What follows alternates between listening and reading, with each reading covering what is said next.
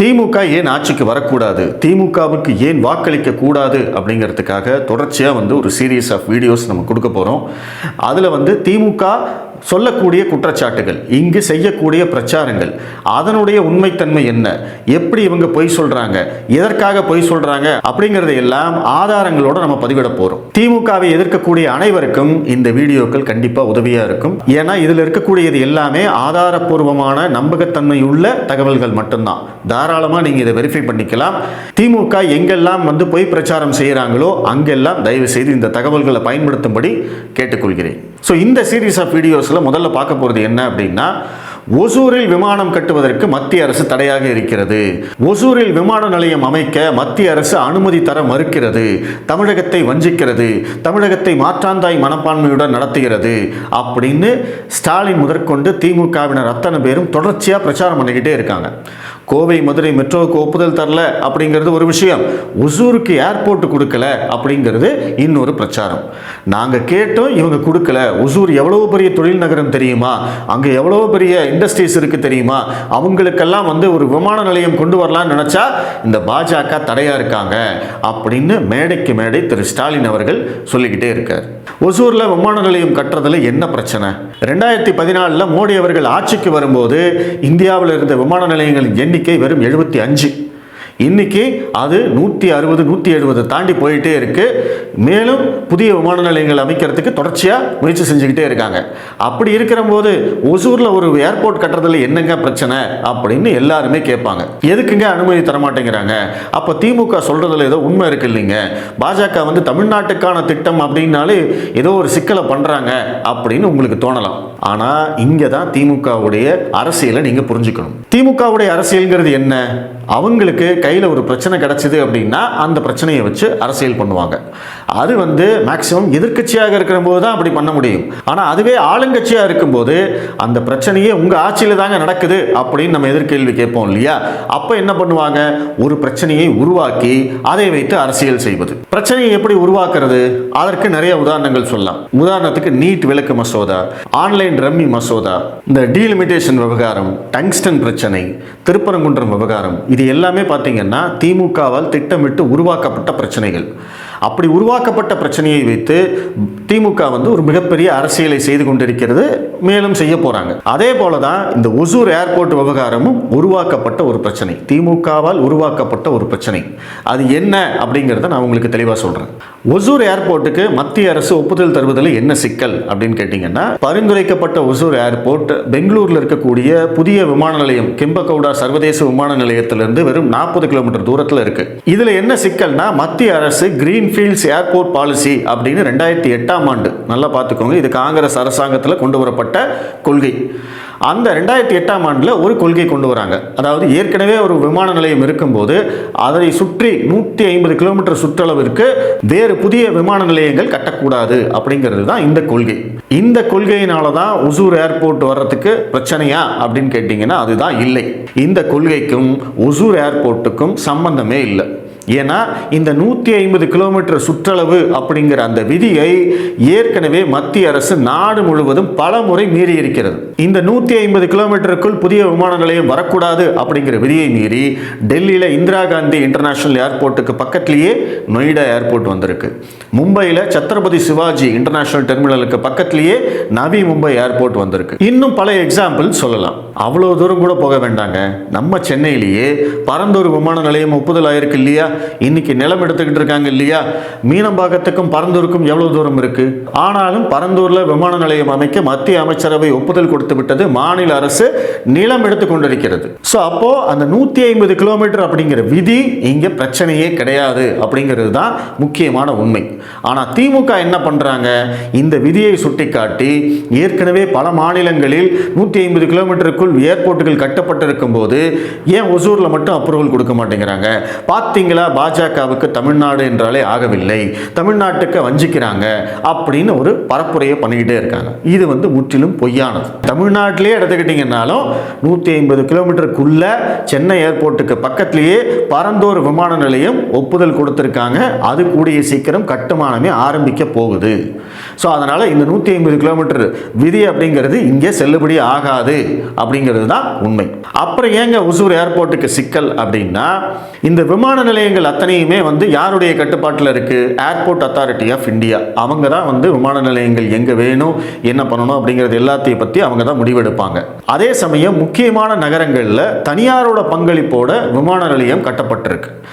டெல்லி, மும்பை, பெங்களூரு, ஹைதராபாத் இந்த மாதிரி மிகப்பெரிய விமான நிலையங்கள் எல்லாமே தனியாரோட பங்களிப்போட கட்டப்பட்டிருக்கு. அது வந்து பார்த்தீங்கன்னா PPP அப்படின்னு சொல்லுவாங்க, பப்ளிக் பிரைவேட் பார்ட்னர்ஷிப். இந்த மாடலில் விமான நிலையங்கள் மட்டும் இல்லை, சாலைகள் போடப்படுது, இந்த மாதிரி நிறைய விஷயங்கள் வந்து செஞ்சுக்கிட்டே இருக்காங்க.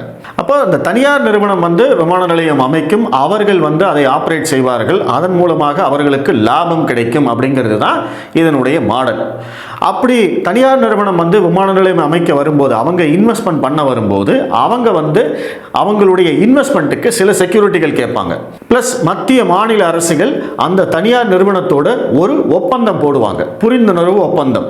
நம்ம எல்லாருமே பார்த்துருக்கோம், தமிழ்நாட்டிலேயே வந்து வெளிநாடுகளிலிருந்து வரக்கூடிய முதலீடுகள் அந்த கம்பெனிகளோட தமிழக அரசு வந்து பார்த்தீங்கன்னா ஒரு புரிந்துணர்வு ஒப்பந்தம் போடுவாங்க. அந்த மாதிரி பெங்களூர் ஏர்போர்ட்டை நிர்வகிக்கும் தனியார் நிறுவனத்துக்கும் மத்திய மாநில அரசாங்கத்துக்கும் ஒரு புரிந்துணர்வு ஒப்பந்தம் இருக்கு. அந்த ஒப்பந்தத்தில் என்ன இருக்குன்னா, இந்த விமான நிலையம் அமைக்கப்பட்ட பிறகு இதை சுற்றி 150 கிலோமீட்டருக்கு புதிய விமான நிலையம் எதுவும் வரக்கூடாது அப்படிங்கிறது அந்த ஒப்பந்தத்தில் இருக்கக்கூடிய ஷரத்து. அந்த கண்டிஷனை ஏற்றுக்கிட்டு மத்திய அரசும் கர்நாடக மாநில அரசும் கையெழுத்து போட்டு கொடுத்துருக்காங்க. அப்படி போட்டு கொடுத்துருக்கிற போது அந்த ஒப்பந்தத்தை மத்திய அரசாங்கத்தால் எப்படி மீற முடியும்? அப்போ சிக்கல் எங்கன்னா, மத்திய அரசாங்கம் கொண்டு வந்த கொள்கை முடிவில் இல்லை. சிக்கல் வந்து பெங்களூரில் இருக்கக்கூடிய அந்த தனியார் நிறுவனமும் மத்திய மாநில அரசுகளுக்கும் ஏற்பட்ட ஒப்பந்தத்தில் தான் இருக்கிறது. ஸோ இதை வந்து இந்த உண்மையை வந்து மறைச்சிட்டு திமுக என்ன பண்ணுறாங்க பாருங்க, மற்ற மாநிலங்களுக்கெல்லாம் 150 கிலோமீட்டருக்குள்ள ஏர்போர்ட் கொடுக்குறாங்க, ஆனால் தமிழ்நாட்டுக்கு மட்டும் கொடுக்க மாட்டேங்கிறாங்க, தமிழ்நாட்டுக்கு கேட்டோம்னா அந்த விதியை சுட்டி காட்டுறாங்க அப்படின்னு போய் சொல்லிக்கிட்டு இருக்காங்க. சமீபத்தில் கூட திமுக MP வில்சன் இது தொடர்பாக நாடாளுமன்றத்தில் வந்து கேள்வி எழுப்பும் போது அவங்களே வந்து தெளிவாக சொல்லியிருக்காங்க, இங்க பாருங்க, இந்த விதி இருக்கு அப்படிங்கிறது உண்மைதான், ஆனா இந்த விதி பல முறை மீறப்பட்டிருக்கு. அதற்கு டெல்லி, மும்பை உள்ளிட்ட பல நகரங்கள் உதாரணமா இருக்கு. ஆனா இந்த குறிப்பிட்ட ஒசூர் ஏர்போர்ட்டுக்கு வந்து சிக்கல் வந்து பெங்களூர் ஏர்போர்ட்டோட செய்யப்பட்ட ஒப்பந்தம் தானே தவிர அதற்கும் அரசுடைய கொள்கைக்கும் எந்த சம்பந்தமும் இல்லை அப்படிங்கிறத கிளாரிஃபை பண்ணதுக்கு அப்புறமும் இந்த உண்மையை மட்டும் மறைச்சிட்டு திமுக பொய்ய சொல்லிக்கிட்டே இருக்காங்க. இது வந்து என்ன பெங்களூருக்கு மட்டும்தான் இப்படி ஒப்பந்தம் போட்டிருக்காங்களான்னா கிடையாது. இதே மாதிரி நாடு முழுவதும் பல்வேறு தனியார் விமான நிலைய ஆபரேட்டர்கள் இருக்காங்க, அவங்களோட எல்லாம் ஒப்பந்தம் போட்டிருக்காங்க.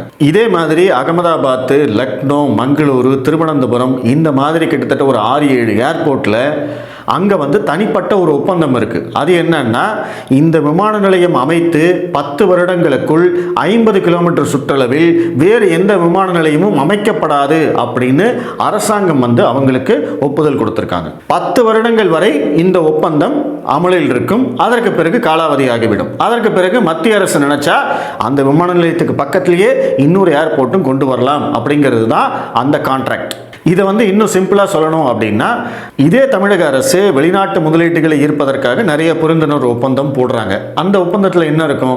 நாங்கள் உங்களுக்கு வந்து நிலம் தரோம், நாங்கள் உங்களுக்கு வந்து சலுகை விலையில் மின்சாரம் தரோம், இங்கே வந்து மேன் பவர் இருக்குது, நாங்கள் வந்து உங்களுக்கான அப்ரூவல்ஸ் எல்லாத்தையுமே ஒற்றைச்சாளர் முறையில் ஒரே நாளில் உங்களுக்கு பண்ணி கொடுப்போம் அப்படின்னு அரசாங்கம் வந்து நிறைய கமிட்மெண்ட்ஸ் கொடுப்பாங்க. அதை நம்பித்தான் அந்த தனியார் நிறுவனங்களும் ஓகே நாங்கள் வந்து இவ்வளோ இன்வெஸ்ட்மெண்ட் பண்ணுறோம் அப்படின்னு அவங்க சார்பில் ஒரு கமிட்மெண்ட் கொடுப்பாங்க. ஸோ இதுதான் வந்து புரிந்துணர்வு ஒப்பந்தம். இந்த மாதிரி நிறைய கிளாஸஸ் இருக்கும். ஒப்பந்தம் எல்லாம் கையெழுத்தானதுக்கு அப்புறமா தமிழக அரசாங்கம் அவங்க கொடுத்த வாக்குறுதியிலேருந்து அப்படியே பின்வாங்கிட்டா, இப்போ எப்படி வந்து திமுக தன்னுடைய தேர்தல் வாக்குறுதிகள்லாம் கொடுத்துட்டு அதையெல்லாம் நிறைவேற்றாமல் இருக்காங்களோ, அந்த மாதிரி வந்து தமிழக அரசு அந்த மாதிரி பின்வாங்கிட்டாங்கன்னா, நாங்கள் உங்களுக்கு நிலம் கொடுக்க முடியாது, சலுகை விலை மின்சாரம் கிடையாது, உங்களுக்கு அப்ரூவல்லாம் வந்து 6 மாதம் ஆகும் அப்படின்னு சொல்லிட்டாங்கன்னா எப்படி அந்த தனியார் நிறுவனம் முதலீடு பண்ணுவாங்க? ஒரு அரசாங்கம் எப்படி வந்து அந்த ஒப்பந்தத்தை மீற முடியும்? அப்படி மீறினா அதற்கு பேர் வந்து பிரீச் ஆஃப் கான்ட்ராக்ட், ஒப்பந்தம் மீறல். அதற்கு அந்த தனியார் நிறுவனம் வழக்கு போட முடியும். வழக்கு கண்டிப்பாக அவங்களுக்கு சாதகமாகத்தான் முடியும். இதே தான் பெங்களூருவிலும் பிரச்சனை.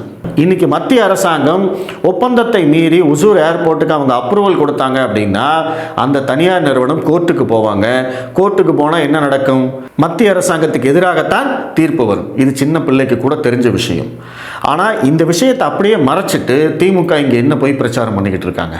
தமிழ்நாட்டை வஞ்சிக்கிறது, ஒசூர் ஏர்போர்ட்டுக்கு ஏன் இன்னும் அப்ரூவல் கொடுக்கல அப்படின்னு ஒவ்வொரு மேடையிலையும் ஸ்டாலின் அவர்கள் கேட்டுக்கிட்டே இருக்கார். ஆனால் அதுக்குள்ள மறைக்கப்பட்ட உண்மைகள் இப்படி இருக்கு. ஒசூர் ஏர்போர்ட்டுக்கு நீங்கள் அப்ரூவல் கொடுக்கல, அதனால் நீங்கள் தமிழ்நாட்டுக்கு எதிரி அப்படின்னு பாஜகவை பார்த்து சொல்கிறாங்களே, அதே பாஜக தான் திருச்சி ஏர்போர்ட்டை இன்டர்நேஷ்னல் ஏர்போர்ட்டை தரம் உயர்த்தி கொடுத்துருக்காங்க. அதை போன வருஷம் மோடி அவர்கள் திறந்து வச்சுட்டு போனாங்க. இப்போ மதுரை ஏர்போர்ட்டை சர்வதேச விமான நிலையமாக மாற்றுவதற்கு மத்திய அமைச்சரவை ஒப்புதல் கொடுத்திருக்கு. கோயம்புத்தூர் விமான நிலையத்தை விரிவாக்கம் செய்வதற்கு சமீபத்தில் பூஜை போட்டிருக்காங்க. அதெல்லாம் யார் பண்ணது? அப்போ அதெல்லாம் செய்யக்கூடிய பாஜக தமிழ்நாட்டுக்கு நண்பன் இல்லையா?